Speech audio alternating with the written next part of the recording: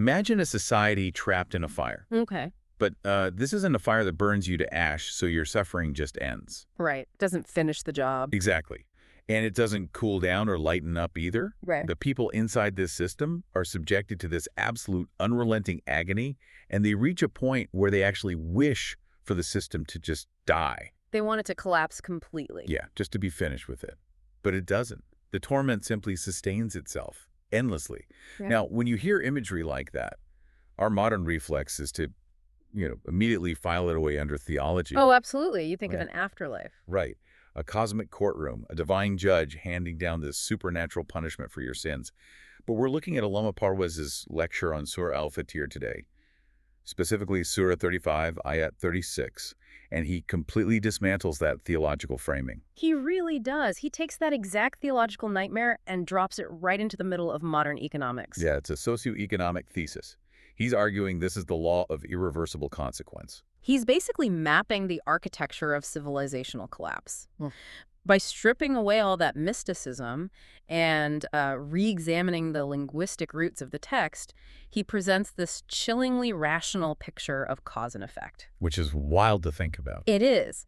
This fire, where a society will neither be finished off nor will the torment be lightened, that's his description of a state of societal no return. A point of no return. Exactly. A civilization has fully committed to a destructive, exploitative program, and over decades, or maybe centuries, they have systematically dismantled every single mechanism that could have course-corrected them. I want to test this biological mapping right out of the gate, actually, because Parwez uses an analogy in his text that really caught my eye. He talks about swallowing a lethal dose of arsenic. Oh, yeah, the poison analogy. Right. If I consume a lethal dose of poison, the internal organ failure isn't a punishment handed down by a judge in a courtroom. No, it's not a moral verdict at all. It's chemistry. It is the strict biological consequence of introducing that chemical into my system. But, if we map that biological rule onto a civilizational scale, I kind of hit a logical wall. How so? Well, if I drink arsenic, I die. The text explicitly says this society in the fire doesn't die. So how does a society drink systemic arsenic and just sit there in agony without the sweet release of a total collapse? That's a great question. And you're hitting on the crucial distinction between individual biology and institutional momentum. An individual organism dies quickly when its core systems fail. Right. But a society is this incredibly complex, distributed network. To understand how it survives the arsenic, we have to look at a linguistic distinction Parwez draws. He looks at two concepts, saza and jaza. And we typically translate both of those as punishment or reward, Yeah. right, in a very transactional sense. Exactly, like a judicial penalty. But Parwez points out that saza, which implies an arbitrary penalty imposed by an external authority, like a king tossing you in a dungeon. Right, a very human kind of punishment. Yeah, that word doesn't appear in the Quran in this context. The word used is jaza. And jaza is the natural, logical, inescapable consequence of an action. Like getting burned when you touch a hot stove. Precisely. The burn is jaza. The stove isn't angry at you. Parwez maps this physical law onto a civilizational scale, arguing that the socioeconomic universe has laws just as immutable as thermodynamics. So the fire is the compounding jaza of a broken system. I'm trying to picture what this institutional purgatory actually feels like for the people living in It's it. grim. Yeah, because we aren't talking about a literal pit of flames. We're talking about a modern society locked in perpetual decay. It sounds like a zombie economy, honestly. A zombie economy is the perfect way to phrase it. The wealth is so aggressively hoarded that the infrastructure crumbles, hyperinflation destroys the working class, the justice system is a hollow shell. But the state apparatus, like the police forces and tax collectors, they're just strong enough to keep the society from totally resetting. Right, they maintain the baseline function. So the people can't move forward, but the system won't completely die so they can start over. And that is the daily lived reality of the fire. Parwez notes that in the life cycle of a disease, there's always a window where healing is possible. But if the disease progresses past a specific threshold, recovery is just mathematically off the table. The next logical step should be death. It should be. However, in this specific socioeconomic stasis Parwez describes, the text explicitly says death does not come.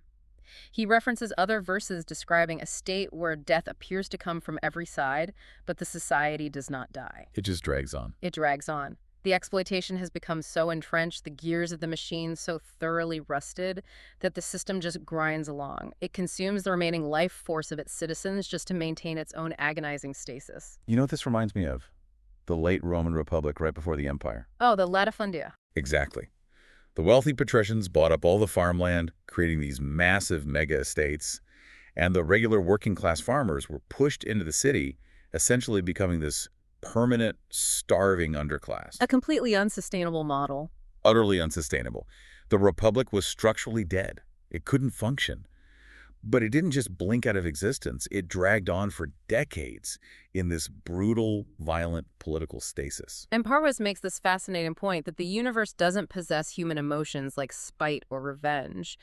When a society falls into this latifundia-style stasis, it isn't because the universe is throwing a tantrum. It's because they jump the tracks. Yes, the train analogy is the perfect lens for this. If a high-speed train jumps off its rails, the driver can pump all the fuel they want into the engine. They can spin the wheels at maximum capacity. But it's not going anywhere good. Right. Every inch it moves forward is just an inch further into the dirt, tearing the machine apart. The laws of physics dictate that without the track, the train destroys itself. Gravity and momentum don't hate the train. Exactly. The train simply violated the architecture of its own movement. Societies that violate the architecture of just distribution and mutual survival are doing the exact same thing. So the engine is still running, which is why the society doesn't instantly die. But it has no track. It's just violently tearing itself apart in the dirt. That's the fire. Okay, but here is where my cynical modern brain demands an explanation. Let's hear it. If this systemic arsenic is so mathematically certain to kill the host, why does anyone swallow it? I mean, if the train is off the tracks, why does the driver keep hitting the accelerator? It seems completely irrational. Right. I refuse to believe human beings are just uniquely suicidal. When leaders, or even average citizens, see the system collapsing around them, their natural reflex is to claim ignorance. They always say they didn't know. Yeah, they say, we didn't know the tracks ended. We didn't have enough time to fix the brakes. If only we had more data, we could have turned it around. And that defense mechanism is exactly what Parvez targets next. He moves to Ayat 37, which poses this highly specific, devastating question to these collapsed societies. What does it ask? It asks, did we not give you a long enough life for anyone who would reflect to reflect? And did not the warner come to you? Parvez insists we strip this of its Judgment Day connotations. So it's not God scolding them at the end of time. No, this is a strictly historical, data-driven audit of a civilization's lifespan. It's like the universe pulling the black box from the crashed train. Precisely that. If a system fails, claiming ignorance is the easiest political out. Parvez argues the failure of a civilization is never, ever about a lack of opportunity or a lack of data. The warning signs were there. Always. The systemic blindness is self-inflicted, and it comes from a deep misinterpretation of the mechanics of the system itself. This introduces one of his most crucial concepts, the delay of consequence. Or respite. Right, the respite. The laws of nature do not instantly crush a society the moment a bad policy is enacted. If consequences were instantaneous... Like, if the moment a society passed an unjust law, the economy evaporated. Exactly. If that happened, no civilization would survive its infancy. We'd all be wiped out on day one. Yeah. It's sort of like ignoring the check engine light on your car. The light comes on, telling you the transmission is failing, but the car is still driving. You're still moving down the road. Yeah, you hit the gas and you move forward. So your brain tells you, hey, the warning light must be broken. The car feels fine. You're confusing the delay between the mechanical failure and the total breakdown for an immunity to physics. That delay is built into the system as an opportunity for reflection and correction. It is the long enough life mentioned in the text. But we waste it. We do. In an exploitative society, the policymakers enact a destructive program. Let's say aggressively hoarding resources or deregulating a risky financial sector. The sky doesn't fall immediately. Right, it takes time. In fact, the economy might even look like it's booming for a short while. The elite interpret this delay of consequence as proof that the law of consequence does not apply to them. They confuse the stretching of a rubber band with the absence of tension. Let's ground this in the 2008 financial crisis, because it is the ultimate modern check engine light scenario. You had analysts, whistleblowers, data scientists, what Parvez would call warners. They were screaming from the rooftops. They were saying that the global system was built on toxic assets, on bad mortgages wrapped in AAA ratings. But the people at the top were making unprecedented amounts of money in the short term. So they ignored the warnings? They saw them. The data was literally on their desks. Yeah. But because the total collapse hadn't happened today, they assumed the warners were just alarmists. They took the delay as a license to keep building the house of cards. They had the time. They had the time and the data, but they entirely lacked the will to change because the current suicidal setup was wildly profitable. And this is where Parwes places the ultimate burden of responsibility. The failure is one of will, not opportunity. A warner isn't necessarily a prophet in a robe holding a staff. Right. A warner is clear data. It's historical precedent. It's the whistleblower. It's the economic indicator. If you have access to the knowledge, if you know the water is poisoned... And you have the time to stop drinking it. Exactly. Then the resulting organ failure is entirely on your ledger. Parwes is ruthlessly critical of societies that possess the blueprint for stability, but treat it merely as a talisman. A talisman? What do you mean? Well, he specifically calls out the traditional religious approach that treats texts like the Quran merely as books to be recited for spiritual blessings, Oh, I see. instead of treating them as constitutional documents detailing hard socioeconomic laws. He goes hard on that point. He talks about people reciting the text thousands, even hundreds of thousands of times, memorizing every syllable to secure their place in the afterlife. All while completely ignoring the actual structural instructions within it that govern their daily economy. Right. And he uses this visceral analogy to drive this home. Imagine a doctor gives you a prescription for a fatal illness. Instead of taking the medicine, you take the piece of paper, wrap it in a silver locket, hang it around your neck, and recite the words on the prescription 100 times a day. You will still die of the disease. The prescription wasn't a magic spell. It was a set of actionable instructions. Yeah. If you don't follow the instructions, the vocal recitation won't bend the laws of biology to save you. That is such a brutal critique of performative compliance.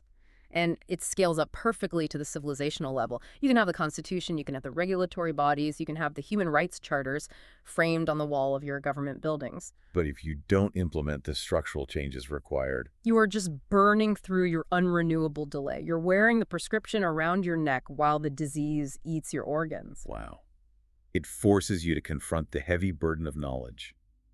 If a remote, isolated society has no access to education or broader historical data, they still suffer the natural consequences of their ignorance. Through famine or disease, sure. Yeah, but they aren't held structurally responsible for actively dismantling an educational system they never had. Right. Contrast that with a modern civilization that has the knowledge, has the institutions, has the clear data, and actively chooses to ignore or suppress those warnings to maintain an exploitative hierarchy. Their collapse is of an entirely different magnitude. They walked into the fire with their eyes wide open. Think about your own workplace for a second. If a new manager comes in and implements a disastrous policy, everyone on the floor knows it's going to fail. Oh yeah, the whisper network knows immediately. The data is there, the warnings are given, but the manager ignores the team, suppresses the pushback, and rides the initial wave of artificial success until the department inevitably tanks. That manager can't claim they didn't know. They had the long enough life and the warners. Which transitions us into one of the most provocative ideas in Parwes's lecture. Once a society ignores these warnings and burns through its delay, the text declares that the wrongdoers will have no helper. Now, Parwes radically redefines this word Zaliman. We usually hear translated as wrongdoers or sinners, Yes. but he defines them as structural suppressors. To Parwes, Zulm, the root of Zaliman, isn't about generic moral failings like lying or skipping a prayer. It is the violation of the architecture of just distribution. Okay, unpack that. A zalim is someone who takes something that rightfully belongs in one place and forces it into another. In a societal context, this means capturing power, knowledge, or resources and locking them away from the people who need them to survive. It is the active systemic suppression of equity. Exactly. I have to push back on this, though. Let's look at the real world. The idea that these suppressors will have no helper when the system fails seems factually incorrect on its face. How so? Well, the most corrupt, structurally suppressive systems, the worst dictators, the most toxic corporate CEOs, they seem to have the most helpers. They do surround themselves with people. They have private armies, they have militarized police states, they have legions of lobbyists, PR firms spinning their image, media empires covering for them, and cronies at every single level of the bureaucracy. They are surrounded by an absolute fortress of helpers. So how can Parwes argue they have none? It's a vital contradiction to resolve, and Parwes does it by introducing another deeply misunderstood concept, kafur. Okay, Kafur. Traditionally, we hear kafir or kafur translated purely as disbeliever or infidel, but Parwes bypasses the theological baggage and goes straight to the agricultural and linguistic roots of the word. Agriculture. Yes, the Arabic root kfr literally means to cover, to hide, or to bury. A farmer planting a seed in the ground is technically committing an act of kufr in the strict linguistic sense because they are burying something. I see where this is going. How does burying the seed translate to a macroeconomic policy? Parwes translates kafr in this context as ungratefulness manifested specifically as hoarding. He uses the metaphor of a river. A river. Yeah, the natural, healthy state of resources, whether it's water, capital, or food, is to flow. When a river flows, it nourishes the soil and the communities along its entire path. A society functions when wealth and resources circulate freely. Makes sense. Kafir is the act of damming that river. It is taking the resources meant for the collective ecosystem and burying them, hiding them, hoarding them behind a massive concrete wall for the exclusive, stagnant use of a few. So the Zaliman, the suppressors, are the engineers building the dam.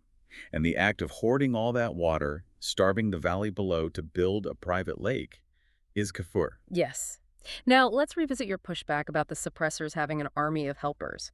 Why are those lobbyists, PR firms, and crony politicians surrounding the dam builder? Because that's where the money is. Right. They aren't there out of deep ideological loyalty. They aren't bound by a shared moral vision or genuine friendship. They are gathered around the dam because that's where the water is being hoarded. They're allowed to drink from the private lake as long as they protect the wall. They are transactional mercenaries. It's not a society, it's a cartel. Exactly that. It is a transactional cartel masquerading as a governing structure. So what happens when a system built on hoarding and suppression reaches its breaking point? When the dam breaks. Right. What happens when the structural weight of the hoarded water finally cracks the concrete? Or when the hoarded currency hyperinflates and becomes worthless paper? The transaction ends. The transaction ends instantly. The moment the suppressor can no longer distribute the hoarded spoils, the illusion of loyalty shatters. Those transactional alliances evaporate into thin air. The helpers vanish. They vanish. They either flee with whatever they can carry, or they actively turn on the suppressor to secure a plea deal or save their own lives. So the helplessness at the end of a collapsing civilization isn't a divine curse. No, it is a structural, mathematical outcome. The pillars of suppression are inherently hollow because they are built entirely on the gravity of self-interest. When the gravity shifts, the helpers don't prop the system up. They collapse it faster. This shifts the entire meaning of the verse from a miraculous divine intervention to a psychological and economic certainty. Pretty profound. It's not God will miraculously prevent anyone from helping you. It's you have built a system where genuine loyalty is mathematically impossible. You incentivize pure greed to maintain your power, and you're somehow surprised when greedy people abandon you the millisecond you stop paying them. We saw this perfectly with the collapse of Enron. Oh, absolutely. You had Jeff Skilling and Ken Lay running this massive, suppressive, fraudulent system.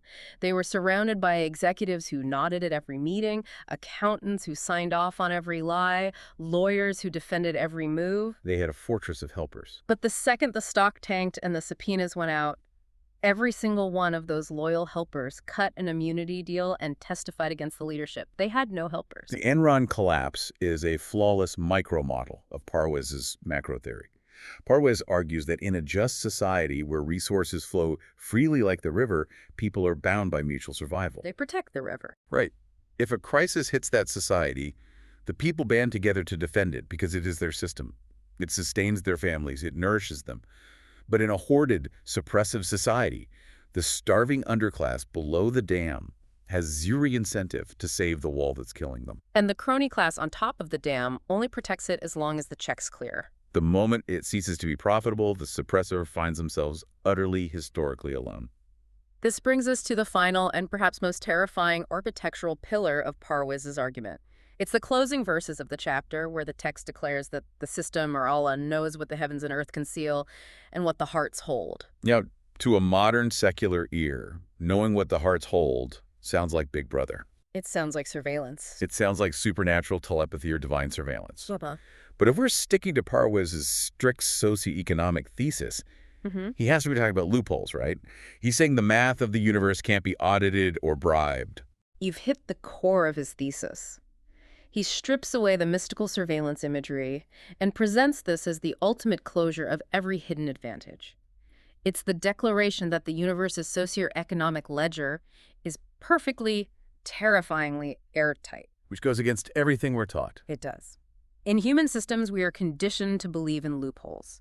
We believe we can hide our actions if we are clever enough or rich enough. We've built an entire global financial industry on the premise of hidden advantage. We have offshore shell companies in the Cayman Islands, dark money super PACs in politics, algorithmic high-frequency trading that hides behind proprietary code, corporate espionage. It's everywhere. We have this deep-seated systemic arrogance that if you throw enough lawyers and complex math at a problem, you can beat the system by conducting your transactions in the dark, where the regulators can't see them.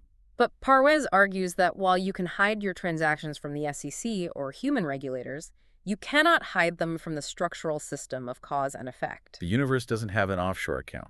The universe's ledger registers every transaction. Yeah. Every act of hoarding, every suppressed wage, every drop of water held back by the dam generates structural tension within the society. It generates a thermodynamic consequence. You cannot bribe physics. I love that phrase, you cannot bribe physics. Parwez uses the exactness of celestial mechanics to illustrate this. He points to the sun, the moon, the earth floating in the vacuum of space. They are governed by the absolute law of gravity. It's perfectly balanced. If the gravitational pull of our sun shifted by a fraction of a percent, the delicate balance of our solar system would shatter.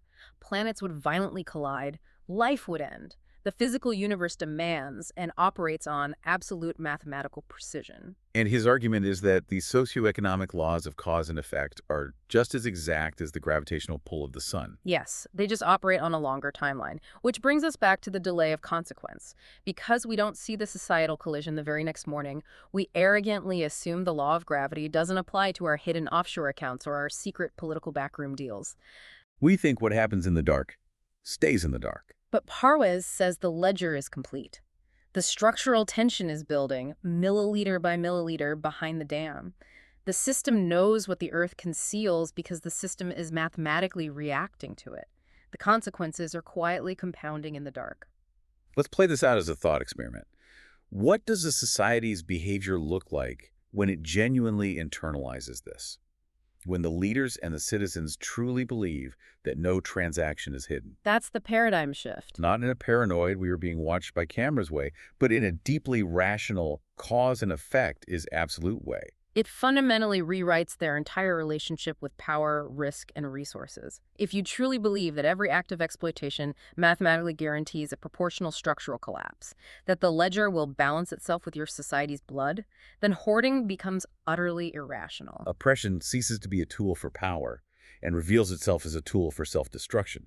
You wouldn't poison the well you have to drink from tomorrow, no matter how much someone paid you to do it today, because you understand the exactness of the biological consequence. It's the ultimate evolutionary shift from morality to rationality. You aren't distributing wealth fairly because you want a gold star or because you're afraid of a lightning bolt striking you from the sky. Right. You're doing it because you recognize that injustice is a structural flaw that will inevitably collapse the roof on your own head. Which is why Parwez is so adamant that this entire process is devoid of human emotion. When the societal collapse comes, the universe isn't taking revenge. It's just the ledger balancing itself. The hidden advantage was always an illusion. The train jumped the tracks miles back. And the violent crash was written into the math the moment the wheels left the steel. If we pull back and look at the entire architecture of Parvez's argument across Surah Fatir, the synthesis is staggering. He takes what is traditionally read as a spiritual warning and maps out a masterclass in civilizational mechanics. It truly is a masterclass. When you synthesize his reading of Surah 35, you see a brilliant logical progression.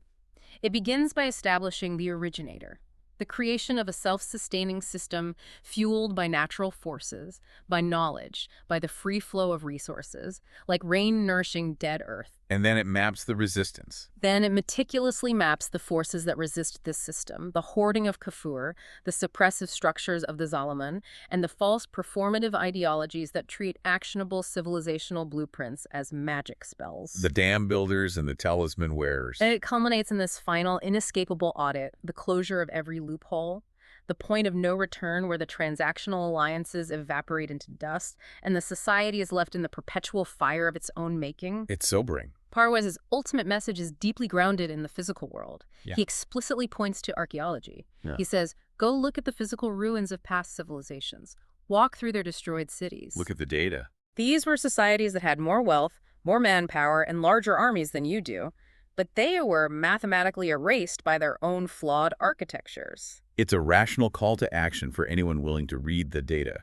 It strips away the fear-mongering about the afterlife and demands we look at the absolute precision of cause and effect in how we structure our economies, how we distribute our water, and how we treat our most vulnerable classes. It demands that we abandon the adolescent illusion of hidden advantages, and more importantly, that we stop misinterpreting the delay of consequence as permission to exploit. Because that delay is unrenewable. Once you burn through the runway, you are in the fire, and the fire does not exhaust itself. Which leaves you with this final thought.